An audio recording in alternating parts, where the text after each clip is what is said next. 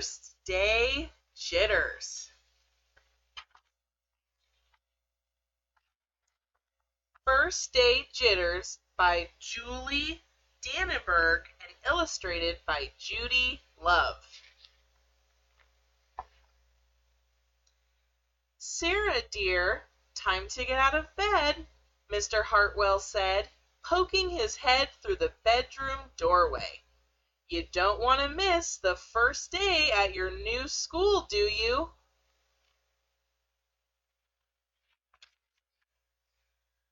"I'm not going," said Sarah, and pulled the covers over her head.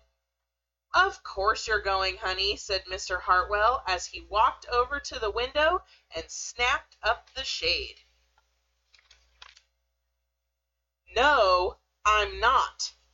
I don't want to start over again. I hate my new school," Sarah said. She tunneled down to the end of her bed. "How can you hate your new school, sweetheart?" Mr. Hartwell chuckled. "You've never been there before. Don't worry.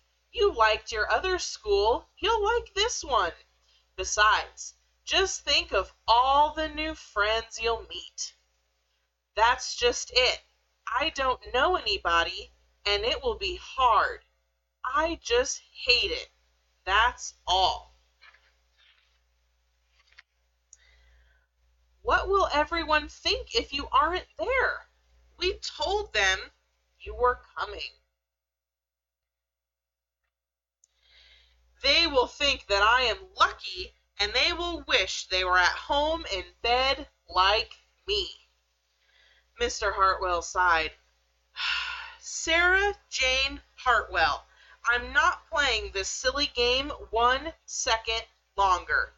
I'll see you downstairs in 5 minutes."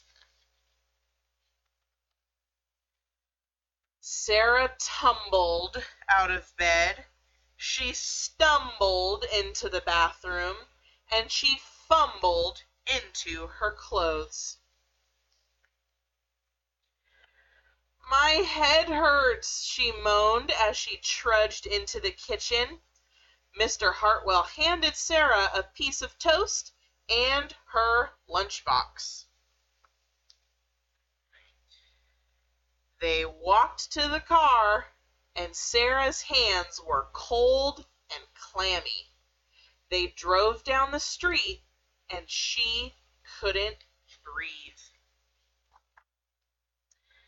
And then they were there. "I feel sick," said Sarah weakly. "Nonsense," said Mr. Hartwell. "You'll love your new school once you get started. Oh, look, there's your principal, Mrs. Burton." Sarah slumped down in her seat. "Oh, Sarah," Mrs. Burton gushed, peeking into the car. "There you are. Come on, I'll show you where to go."